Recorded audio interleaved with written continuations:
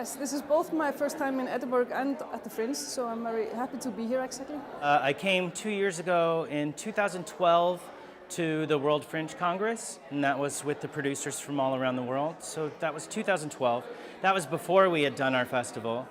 And then came last year for a mini convention, and that had been after our very first year. And so now here we are at the second official World Fringe Congress, and now we've had our second year. I've been fringing since 2001, so many, many years. This is my 13th consecutive Edinburgh Fringe, so yeah, I really want an August off, but then when I get here, I'm like, I'm not ever going to have an August off. I love it. No, I came probably 11 years ago. It was the first and only other previous time that I've been to the Edinburgh Fringe Festival, and it's even bigger than it was then. It's my first time as a representative of Milton Keynes Fringe, yeah. I did come a very, very long time ago. My brother was performing in his poetry box. Well, it's my third time at the Edinburgh Fringe Festival. It's my second time at the Global Fringe Congress. We came last year, but we didn't come to the Congress last year, so it's our first time at the World Fringe Congress. Well, the Fringe, well, it's not just me personally, but it's historically as well, is an event whereby artists rejected a structure, in this case the Edinburgh International Festival, because it rejected them. They asked permission to play there, and this festival told them, you know, sorry, it's more for the professional people, and so the artists threatened to play on the Fringe of this festival as a political move. And they made good on their threat, and then the Fringe Festival was born. So it was basically a political move by artists to reclaim their own culture. And it's not just my opinion; it's actually historical fact. For me, it means a development platform, obviously, opportunities. It means discovering stars of the future, places to test work, places to bring new ideas, and just to do something new and bring communities and things like that together. Whereas program festivals, they are kind of they announce their program to the world, where these ones kind of develop it organically by networking and speaking to lots of people. Probably risk more than anything else. It's certainly something that we are really conscious of encouraging. We encourage our artists to take a risk, but also our audiences to take a risk in choosing what they see and just taking a punt and seeing something. So Fringe is about open access, it's about creativity, and it's about just doing it, really. So taking your art and putting it out there in all of its glorious forms. Yeah. To me, it is more cutting edge, more a very unifying word of diversity. What I want to say is so many diverse aspects coming together that we don't see normally during our main season. Wherever we are, we have our main theater season, our main dance season. It's kind of a little bit of everything and brought together in a very diverse way. I sort of think it's like a style of producing, low tech, fast paced, really gets to the heart of the story. For me, Fringe means on the side, not quite what everyone is expecting or everyone is predicting. And I think that's why Fringe is great, when you can't predict what will happen. And that's why I let myself get lost in Edinburgh, because that's part of Fringe too. It's about experimentation and trying new things, but most importantly, community, and just all of those things coming together to see what happens. Fringe for me represents a platform for artists to showcase their works, and many times it's a platform where artists otherwise wouldn't be able to get seen. So I think this opens the doors for artists to be seen. If you relate it to artists, really, I really notice the fact that there's more and more artists that are maybe not the rebels that we are used to, but rebels in the way that they dare to be authentic, or they dare to do things that are not considered normal in life anymore, like being a desperate romantic, or being somebody that believes in certain things that are not considered to be,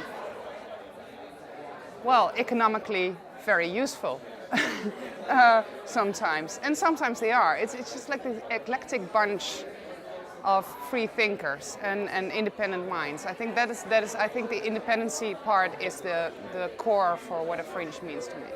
Well, I suppose it is what we in Finland would call the independent scene, because we have a very straightforward division between the municipal and city theatres that are really highly funded, and then us outlaws. Our festival is also in Finnish called the Outlaws Festival.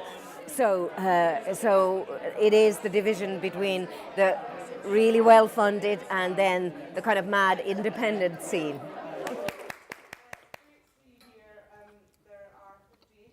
People always ask this, you know, and it's so funny when you go to other festivals. I think what makes the Fringe unique in Washington, D.C.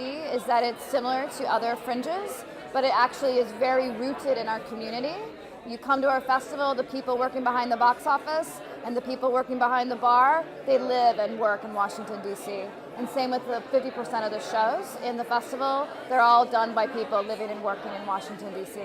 And in Milton Keynes, it's a complete blank slate, you know, so there's no independent venues, there's no history of stuff happening before.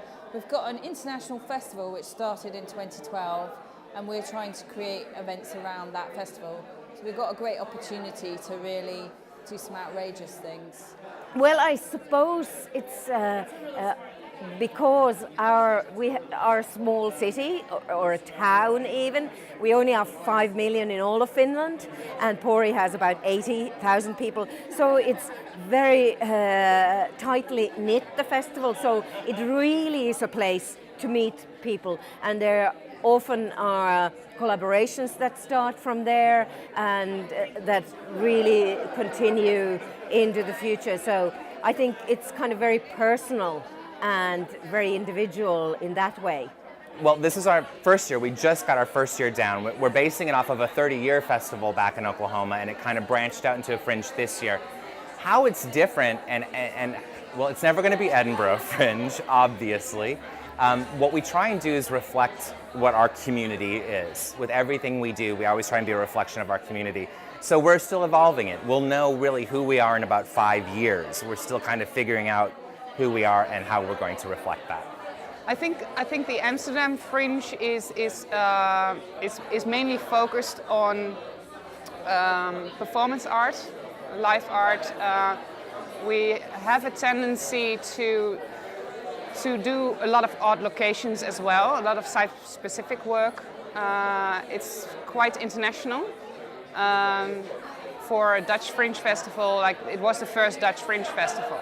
So the word fringe, nobody knew because it's an English word. And I think what is really unique is that about 50% of our volunteers are not Dutch speaking. We have a 50% language no problem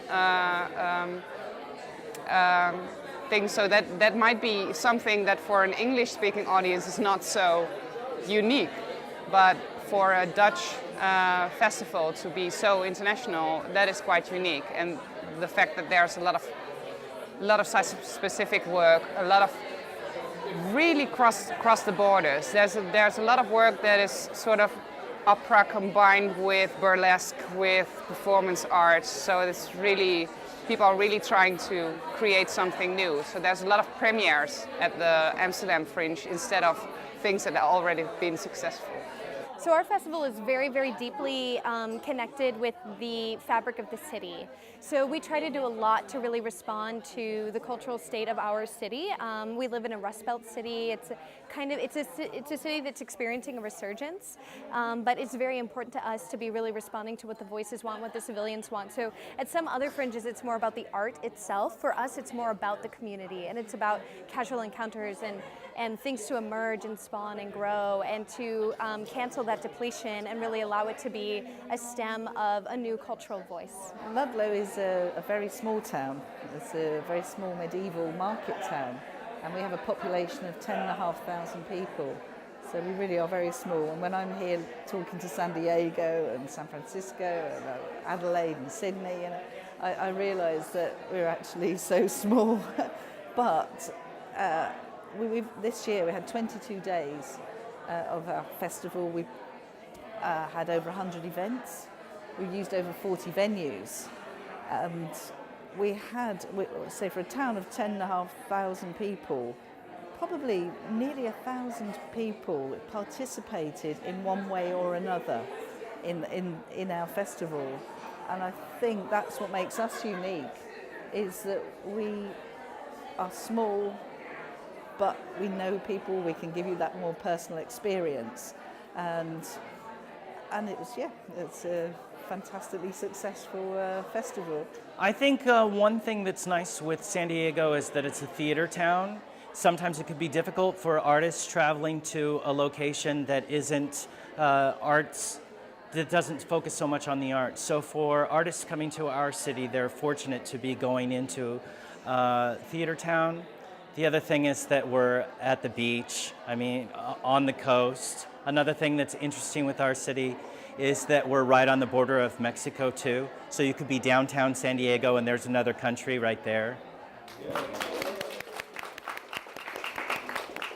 Well, I think to just get to meet new people and get some collaboration going, and I think it's always nice to meet new people and also get some ideas. We want to be on the edge all the time and be there kind of breathing what's happening next, and I'm always ready to take on new ideas. Just to see how other people run their fringes.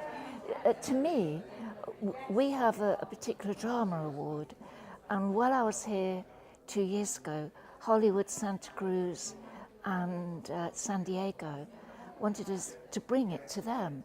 But because it's 3 plays with 13 artists, 3 directors, to raise the money for that was huge. And I didn't know how to do it. We actually did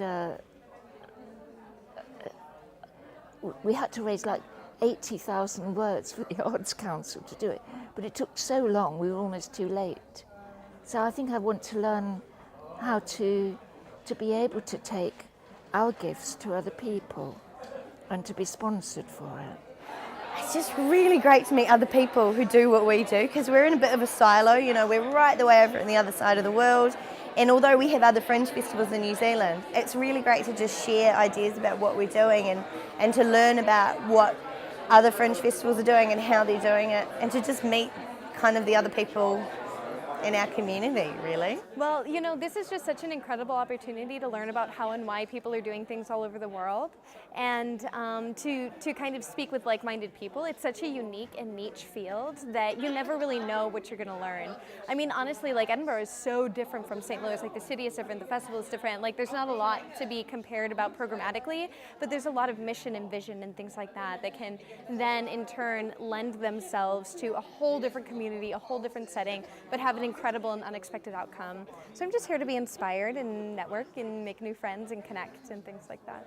I think my biggest aim is also to exchange knowledge from other fringe festivals, to share experiences, and to also see how we can work on, because we're part of the World Fringe Alliance, Amsterdam Fringe, and we're really aiming at moving artists, moving crew, moving journalists across the world, so you can actually create a broader network between fringe festivals that will sustain artists. Really, what I'm doing tonight is just meeting new people, trying to network with other fringe festivals in the States before we kind of go more international with it. We have some acts from Canada and stuff, but just talking to them and trying to get in a circuit of different fringe acts coming and flowing through, because we kind of are a connector state right in the middle. So just meeting other people having the same experiences that we're having. Well, to carry on dialogues that I've started before with some of the fringe organisers, to learn about other models of running fringes. I think our model is very different, and it's nice to see how other fringes are run and what people do, and how we can change things, how we can make our fringe better, how we can build relationships with other fringe organisers, share the stuff that we've learned. It's a great networking opportunity, really. Well, we came last year almost by chance, really, because we're actually only in our second year. We've only just officially had our second festival. as an independent fringe festival. So we're still learning. And I came here by chance, and we actually worked with we came to the World Festival Network meetings last year and came to the panel talk. We got so much from that, and so much from meeting other people and realising that fringes all have very much a common aim, regardless of the size, whether they're in cities of millions of people or little towns of 10,500. We still believe the same things, and we're still trying to achieve the same things. I want to get to know new Fringe Festival directors and get to know the ones I already know better, and get to know from them what they need from us, so how we can better facilitate networking them around the world with performers and etc. With the Congress, the last time I was here, we talked about defining the word fringe and what that meant sort of globally, and we kind of didn't really get anywhere.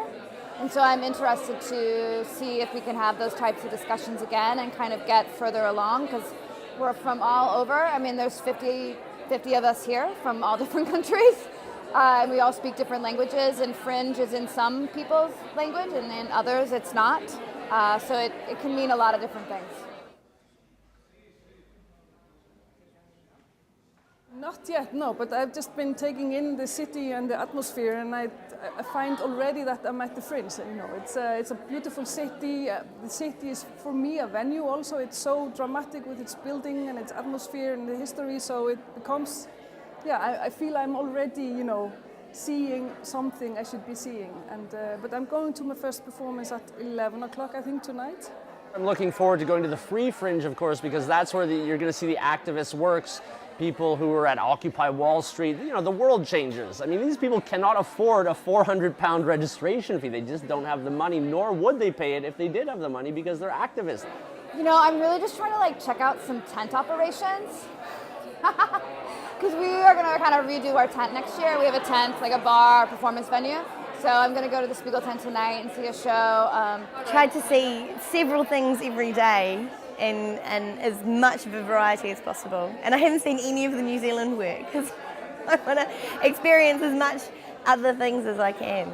Yes, well, I am always a great theatre goer. I arrived yesterday at 1, and I hadn't planned what I was going to see because I didn't have time. So I just went in, it rained, so I went into one venue, saw 3 shows there, got a flyer, went to see a 4th show, and already today I've seen 4 shows as well.